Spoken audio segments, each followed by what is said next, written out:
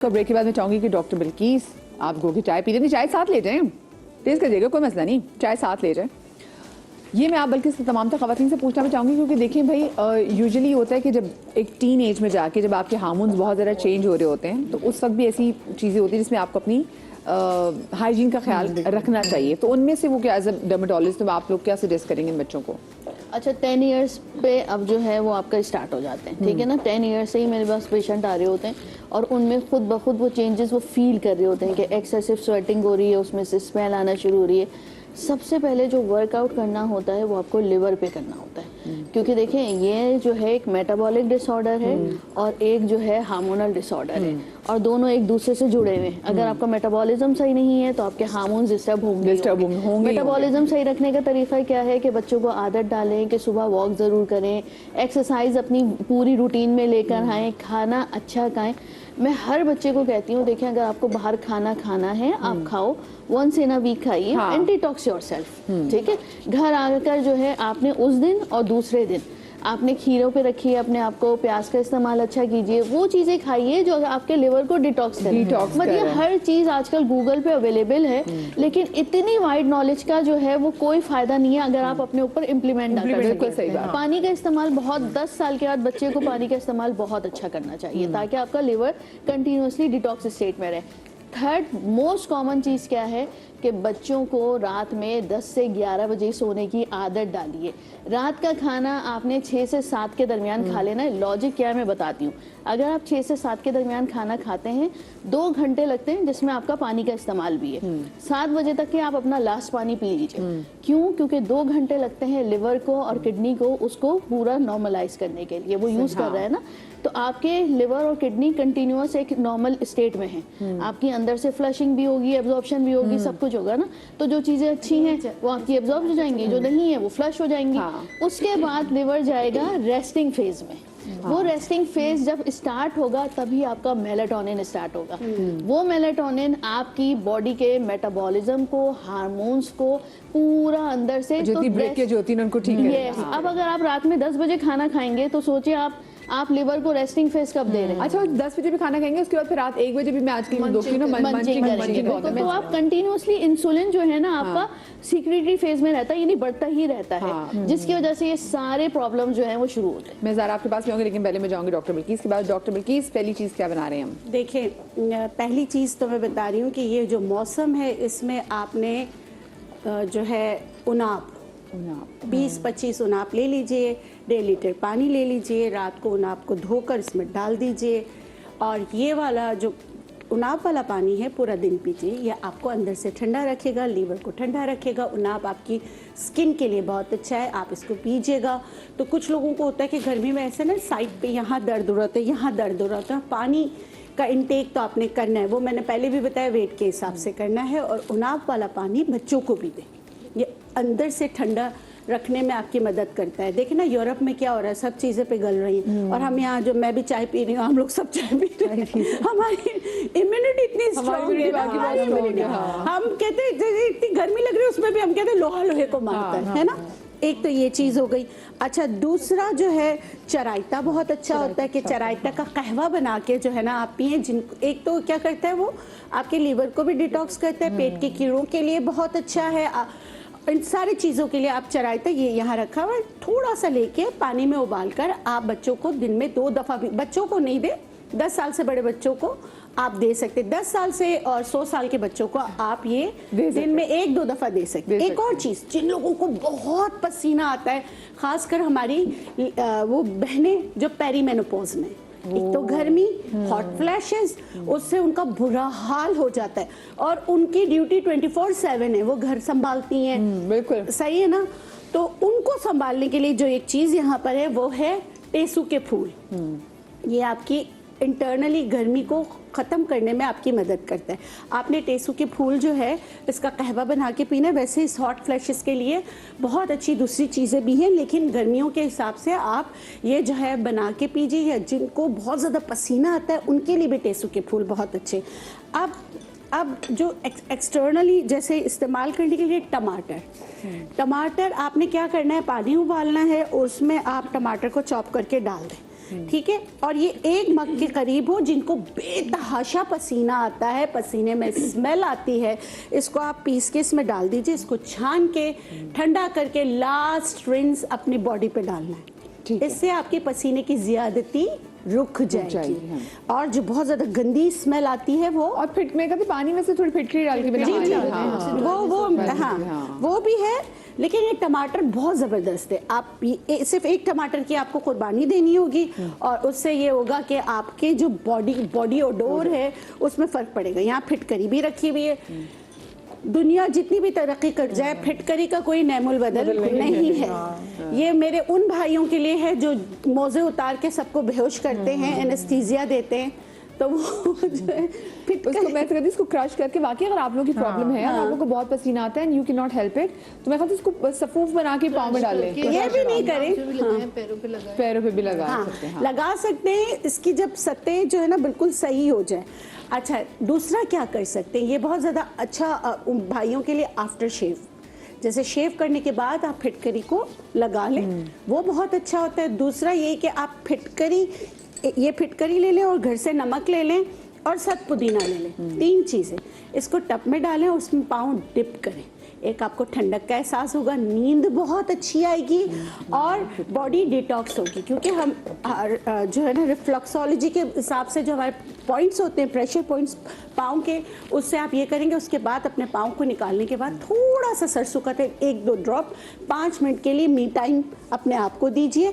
तो जिनको पाँव से पसीना बहुत ज़्यादा आता है तो वो ये उसको कंट्रोल करने में मदद करेगा। हाँ, अलबत्ता वो हाई प्रोटीन डाइट पर ना हो, क्योंकि हाई प्रोटीन डाइट वालों को पसीना ज्यादा आता है। गर्मी में कोशिश करें इतना मतलब गोश्त इतना मत खाएं, थोड़ी दालें सब्जियां भी खा लें। हाँ, और दूसरी बात, जैसे अगर आप हाई प्रोटीन खाते हैं तो याद रखिएगा कि आप अपना ईंधन जो है, मिसाल दे रही हूँ, गाड़ी हमेशा पेट्रोल पे अच्छी चलेगी, जब उसको आप CNG पे कन्वर्ट करेंगे तो वो इसका मैं आपको बता रही हूँ, इसको बताने का मतलब है कि अगर बहुत ज़्यादा प्रोटीन खाते तो आपको किडनी जो है ना, किडनी का ख्याल रखना है। आगे जाके आपको किडनी के कोई मसाइल हो सकते हैं। अगर आप हाई प्रोटीन डाइट पे हैं तो प्लीज़ पानी का इंटेक ज़्यादा करें, अपने आप को डिटॉक्स करें। एक और चीज़ जो मिसिंग है वो ये है कि हर अद्वियात पे लिखा हुआ होता है, कॉन्ट्रासेप्टिव पिल्स पे लिखा होता है, हर अद्वियात पे लिखा होता है कि इसके साथ आपने पानी का इंटेक ज़्यादा करना है, ये खाना कब है। हम सिर्फ जो है ना डॉक्टर से लेकर आ जाते हैं और लीवलेट जो होता है अंदर रखा हुआ उसको पढ़ने की कोई जहमत नहीं करते। उसकी वजह से भी आपके लीवर और आपके किडनी प्रॉब्लम में आ सकती है। प्लीज़ आप लीफलेट को पढ़ें, पढ़ने के बाद आप जो है उसके साथ कितना आपको कब खाना है। एक तो खाने का, दवा खाने का टाइम हमारे यहाँ सब, शक्कर डालने का टाइम सबको पता होता है, दवा खाने का टाइम नहीं पता। अक्सर लोग रात को प्रेफर करते हैं विटामिन्स भी रात को खानी है, दूध के साथ और दूध के साथ, बल्कि मैंने सुना मॉर्निंग का टाइम ज़्यादा बेहतर है कि जब नाश्ते के साथ ले लें। नाश्ते के बाद लेना चाहिए, विद मील्स ले, मल्टीविटामिन विद मील्स आपने लेना है। नाश्ते के बाद दोपहर, हैवी चीजें आप कैसे रात को खा सकते हैं। हमने तो शुरू से ना पढ़ाया गया है, बादशाहों की तरह नाश्ता करें, वजीरों की तरह, हाँ, और रात में जो है ना अपने फकीरों की तरह खाना, ठीक है ना, ताकि आप तहज्जुद के लिए उठ सकें। ठीक है, तो ये जो है ये चीजें हमने नहीं करनी है। अब तो हम रात जगा होता है और दिन में सो रहे होते हैं, ठीक है। अच्छा, दूसरी चीज, अब छाइयाँ अगर आपको हैं तो आपने क्या करना है, मसूर की दाल को पीस के दही के साथ आप लगाना शुरू करें। छाइयों के लिए बहुत अच्छा है। जिनको गर्मी दाने हो जाते हैं उनके लिए मुल्तानी मिट्टी में सत पुदीना पीस के रख लें। मैं बता देती हूँ, आपने 1 चम्मच सत पुदीना लेना है, इसके लिए काफ़ी है। मुल्तानी मिट्टी के लिए इसको पीस के पाउडर बना के रख लें और जहाँ पित्त उछलती है, छोटे छोटे दाने होते हैं, बच्चों को लगा दें। पुरसुकून ठंडक का एहसास होगा और दानों को सुखाने में ये मदद करेगी। अच्छा, कुछ लोग होते हैं जिनको गर्मी लगती है तो वो क्या करते हैं, टावल गीला करके अपने आप में आप लपेट के सो जाते हैं। खुदारा ये ना करें, ये बहुत ज्यादा अपने साथ गलत करते हैं। आपके पसीने की बदबू फिर कोई भी दूर नहीं कर सकेगा, ठीक है। उनसे उन पे ना गीलेपन की और उसकी वजह से एक स्मेल बस जाती है, ठीक है। ये और खुबानी आफ्टर सन बहुत अच्छा है, आजकल खुबानी आई हुई है। आपने खुबानी को पीस के मतलब कि इसको बिल्कुल क्रीम की तरह बना के रखें। बच्चे जब बाहर से दूसरों के बच्चे आपको लगने लगे अंदर जब आ जाए तो उनको ये खुबानी वाला जो है ये मिक्सचर लगाएं, उससे उनकी स्किन बहुत अच्छी हो जाएगी।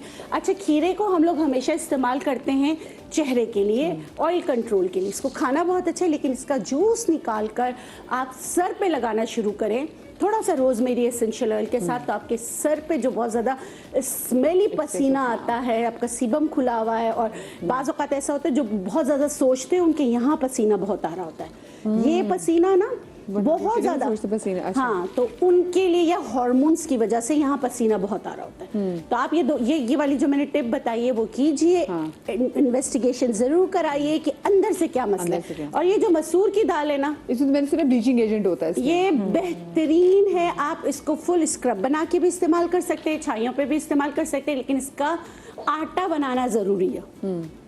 यानी कि बहुत ही कम उसमें कीजिएगा तो अल्लाह के हुक्म से आपको बहुत ज़्यादा फर्क पड़ेगा, इंशाल्लाह आ जाए। अच्छा, हम वो जो बात कर रहे हैं टीनेज में, अच्छा एक तो ये भी है कि जब टीनेज के बच्चों को हम हाइजीन का बता रहे थे, क्योंकि आई बिलीव यही एक अच्छा टाइम है कि हम बच्चों को बताएं तो वो ज़िंदगी में साथ लेके चलते हैं। एक ये कि अंडर गारमेंट्स जो है ना, उनको भी प्लीज़ ज़रा कोशिश किया करें। मुझे समझ आ रहा है मैं कैसे और मुनासिब वर्ड इस्तेमाल करूँ। एजुकेट करें सब टीनेज से। अगर आप बच्चों की हैबिट्स डेवलप करेंगे तो उनको वो ज़िंदगी भर याद रहेंगी। टीनेज से आप बच्चों को समझाएं कि आपको इंटीमेट वॉश से यूज़ करना है। इंटीमेट वॉश जब वो यूज़ करेंगी तो वो अपना हाइजीन खुद ब खुद ख्याल रखेंगी, टेक केयर करेंगी। अंडरगारमेंट्स पहनने की आदत बच्चियों को शुरू से कहें कि भाई वेस्ट पहने, अंडरवेयर पहने और उसको डेली वॉश करें। ये 13 साल 12 साल के अंडरगारमेंट्स वॉश करें। जब वो क्लीनिंग की आदत होगी, हाइजीन, उनको सेल्फ केयर देना शुरू करें। उनको कहें भाई ये बच्चे आपका फेस वॉश है, ये आपका सन ब्लॉक है, ये आपका इंटीमेट वॉश है, ये आपके अंडरगारमेंट्स है, और उनको वॉशिंग की भी आदत देना है। जब वो केयर करेंगे, it should be like your reset button, और खुद उसको करें, उनको अच्छा भी लगेगा। मैंने इसी तरह डेवलप करा है कि बच्चों को एक प्रॉपर सेट दे दिया, तो उस सेट की वजह से वो अपना फेस वॉश भी करते हैं, अपना शैम्पू भी प्रॉपर क्लीनिंग लगे। जब इचिंग हो रही है, बेटा आप अपना एंटी डैंड्रफ शैम्पू यूज़ करो। और शैम्पू किस तरह यूज़ करना है, अच्छी तरह स्कैल्प को खारिश करके क्लीन करना है।